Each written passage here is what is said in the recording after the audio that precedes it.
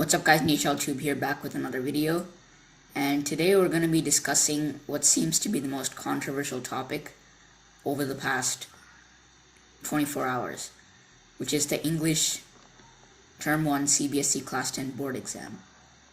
So for my exam, I received JSK 1, set number 4, 002 by 1 by 4. That was my set. So if you also received the same paper, then this video is for you, because I'll be discussing every answer. And also I'll be highlighting the mistakes in the answer key which I found and my reasoning for why my answer was correct. So stay tuned and watch this video until the end to get some of your questions cleared as well. So I have to say that for the average student, I think these passages were a little too advanced, because the language that they used and the topics that they discussed were undoubtedly beyond the level of a 10th grader. It might even be a 12th grade passage. That's how it looked like. And I did get most of these answers correct, but I do want to discuss a few of them, especially the first two questions. So the title of the passage would be, "Who is responsible for indiscipline among children and collapse of discipline at home?" And according to the CBSE answer key, the answer was A, who is responsible for indiscipline among children. And as many of you probably know, the answer should be B. It has to be option B, collapse of discipline at home. Because if you look at the passage, the essence is talking about changes in social structure over time, which eventually led to the collapse of discipline. But I don't think that this passage is really pointing fingers at anyone, because if it was really about who is responsible for indiscipline, then it would have equal points about whether the father is responsible for indiscipline or the mother is responsible for indiscipline. But this is just talking about how, with the feminist revolt underway, women had more freedom and they had to begin to take their own view and disagree with the father. And that's why the authority over children was lost. That's the essence of this passage. And I think it's captured by option B, collapse of discipline at home. Because there's no pointing fingers, there's no playing the blame game. It's simply addressing a pretty significant issue of today, which is collapse of discipline at home. Due to changes in social structure, it's not blaming the father, blaming the mother, it's about collapse of discipline. So I think this has to be A. Comment down below if you think this is also A. The second question. So in this question, we're asked to determine the character of the writer. Seems to be a male chauvinist, pagan, arrogant person, takes a light-hearted approach to life, is a disgruntled husband, has his family's welfare at his heart. So the key said B, but I legitimately think that the answer has to be option D. And here's why. If you read the option, it has his family's welfare at heart. Obviously the passage is, if you can look at it from the first sentence, some teenagers live in a world of their own. Various causes can be found for the state of affairs, but the first important is clearly the lack of parental authority. You can see at the end, means of discipline. Slow to observe that the emancipation of the wife slowly destroyed the parent. Although it's discussing social structure changes, the essence would in fact be how we're losing discipline. So obviously a person that's addressing such a large topic has to be having his family as well as thousands of other families' welfare at heart. So I think the answer has to be option D. Comment down below if you also wrote D or whatever option you wrote. So the rest of the questions were relatively easier. I think the most of the controversy was on 1 and 2. So coming down here, these were also relatively easy. Now coming to question number 10, it said infallible tyrant. So the options were sometimes fails, sometimes makes a mistake, never fails, never makes a mistake. So obviously I don't know the answer to this, and I'm not sure many of you might know the definition of infallibles, but it's pretty easy to determine once we look at the context. So it's talking about men dropping the role of infallible tyrant in their home. So I would say that basically someone that's never wrong, but here it says never fails and never makes a mistake. I think they're one and the same, so I'm not sure how CBSE wants us to pick a specific answer. Coming down here, this passage was relatively easier. I didn't find any mistakes. This one is option D. This one is A, D, and so on. So I'm not going to solve it. I'm only going to address the question that I found hard. But yeah, I think there was no problems in this passage, and compared to the first passage, it was much easier to understand for the average student. So now we're moving on to section B, which is grammar and writing. In grammar, I didn't find any problem in particular. The public must not feed the zoo. That's a simple modal verb question. There's enough sugar in the tin for a cup of tea. Also very basic. This one I also found confusing, but I think we have to look at the context here. It says, I think. So the answer would not be might get, since it's already addressing doubt here, I think.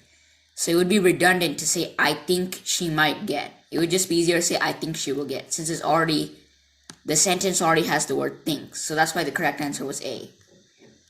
This one is easy. Option B. This one, again, I think in this context, should would not be the correct answer, because he said, although shall means should, nobody would say that I should go for a walk, because it didn't mean that. It didn't mean it in this context. It has to be option B. He would go for a walk. This one I did not attempt. And, okay, moving on to the writing part. This question, at first I was confused, but then I realized that this last part of the question, for wider audience readership, so it has to be C, National Daily Newspaper. Now, question 26, I have to say that none of the answers were correct. Because, correct me if I'm wrong, but the format of a formal letter is, first it's receiver's address, then it's the date, then it's first it's sender's address, then it's the date, then it's the receiver's address, which includes the receiver's designation at the beginning, then the subject, then the salutation, and then the body paragraph, and then at the end the signature. So none of these answer choices were correct, because, it's easy to determine that the first part has to be, since Arun is the sender here, it has to be 2. But none of the options had 2. So I chose B because it was the next best thing, and in the key it said B. So I think the CBSE has to accept any answer because none of the answers were correct. The rest of these were relatively easy. Now coming to the literature, which was the biggest headache in my opinion, because all the answers were so ambiguous, and 2 or 3 of them were right. So 31, there's big debate on this question. Peggy made fun of Wanda as, Wanda was a poor girl, she had only one dress to wear. She said she had 100 dresses, her name was funny, Peggy was arrogant. So I chose option C. But the key says D, which doesn't make any sense, because if we read the story, part 2 of the story clearly says that Peggy never made fun of her because her name was funny. She only made fun because she said that she claimed she had 100 dresses, but she only wore the same blue, clean but shabby dress every day. So it has to be 2 and 3. I'm not sure what the CBSE is doing saying 3 and 4, because although the passage, she's never teasing her because of her name. She's just saying she wasn't an ordinary person because why did she have a name like that? And if you're saying that she made fun of her, then why is the CBSE over here said that one is different from others, and they said that the answer is 1 is true but 2 is false? I guess the CBSE is also making fun of Wanda. What is this? So coming over here, 2 and 3 should be the right answer. Comment down below what you wrote. This one is easy. It's pretty straightforward. Made fun of her. And now this one. They never made her cry. I think the appropriate answer to this would be that they never made her cry because Wanda was just emotionally strong and she didn't adhere to crying even for the teasing, no matter how harsh it was. And it wasn't even related to what Peggy was doing. The subject of the answer has to be Wanda being an emotionally strong person that didn't cry. Or they were saying that they never made her cry to console themselves and push aside the guilt that they have. So obviously the key said option A, they were kind-hearted. If they really were kind-hearted, then why would they be teasing her about 100 dresses in the first place? Why would they be teasing her every day before school and after school, in the schoolyard, or near Olive Street if they were kind-hearted. If they really were kind-hearted, then they wouldn't make fun of her at all. They would be her friend. They would be welcoming to her. But they did make fun of her for the dresses, so they can't be irresponsible for anything. They're responsible for teasing her for one aspect, but they didn't make her cry. They did not like crying people. That doesn't make any sense. They didn't like her name. That is not even related to the concept. So it has to be they were indifferent. That's the correct answer. Comment down below what you wrote.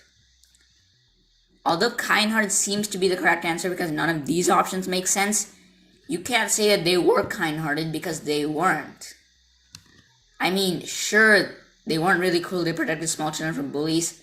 They cried for us. They saw an animal mistreated. But if they were kind-hearted, they would be nice. They would show this treatment to everyone.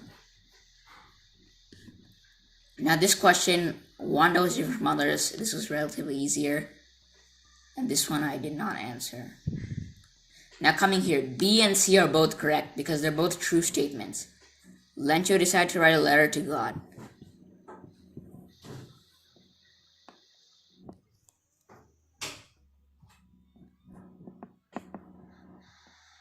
Yes, he did, as you can see here.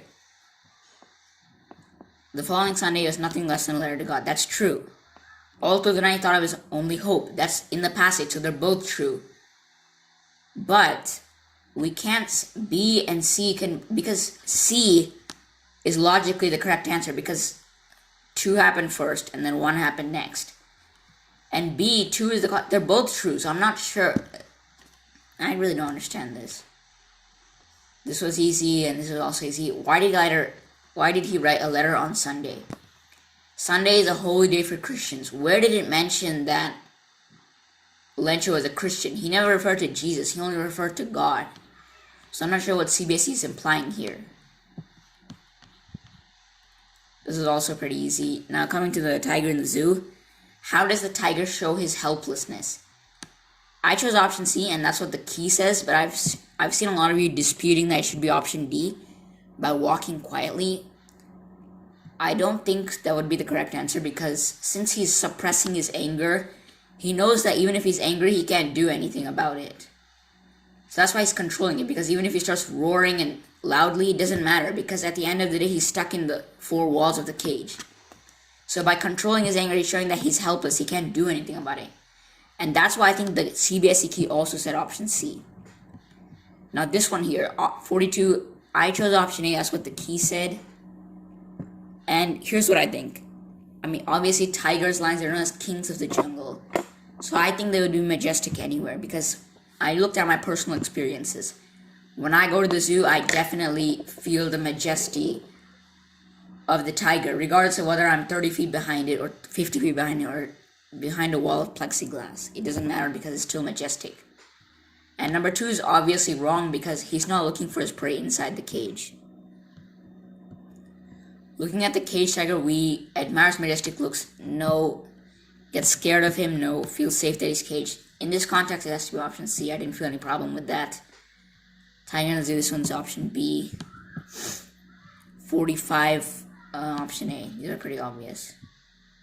This passage was relatively easier. No one visible in the room. I did not answer this one. 1 is true and 2 is false because the thief stole all the housekeeping money. Extraordinary affair, something unusual, and at the loss of the money, he must have felt surprised. Now, normally in circumstances like this, if we lost our money, our first response would be angry and then sad. But considering the fact that he didn't see anyone in the room, then his first response should have been surprised.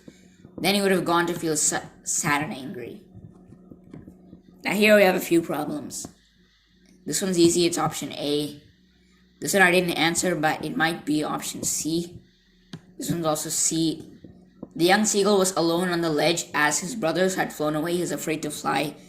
I chose option B, and I think this might be correct because in the textbook, that's what it implied. This one's easy, option A. Okay, now coming to 56. After losing his ball, the boy became sad, learned a lesson. He never learned a lesson in this poem itself. Okay, I think this has to be understood because John Berryman, the poet, he The intention of him not visiting the boy and trying to console him is so that he'll learn a lesson. But nowhere did it say that he actually did learn a lesson. His first response was sad. You can see that in the first few lines. That ultimate grief had struck him. He was trembling. He stared at the harbor where he lost the boat. That's his first response. He didn't immediately learn his lesson. This one's option A, ice. This one's D. And this one was confusing, but I chose option C because he cooked a bad meal and Anya was willing to go away. But Hari stayed because it's not because he needed a job. And I know most people wrote that, but I wrote C because his true intention of staying there was not for a job. That was all just, he was just lying so that he could eventually rob him. Because Anil was his next client to rob things. And here, intrigued and fascinated, surprised, they kind of mean the same thing, but I guess intrigued and fascinated is more descriptive. So yeah guys, that was my thoughts on the paper. There were several mistakes, and I hope the CBSE takes accountability of this and really starts making the right decision, because there's a lot of questions that several answers could be correct. Some of them the key was just completely wrong. So I hope that they be a little bit more lenient, not so strong-headed with this, because while they're denying the possibility of having mistakes, there are several. And that cannot be ignored, especially because this is the last exam. Everyone went into this exam thinking it was a scoring subject, but we came out with worse marks than English or, math or science. So this is just difficult to process. And I hope that the CBSE takes accountability and does the right decision. So yeah, that concludes this video. Share this video with all your friends, and I hope that you guys can understand the mistakes that you made.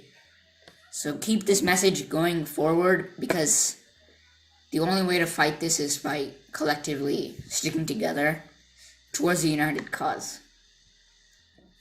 So I hope you enjoyed this video and found it a great learning experience. And until the next one, this is Nishal Tube signing off. Peace.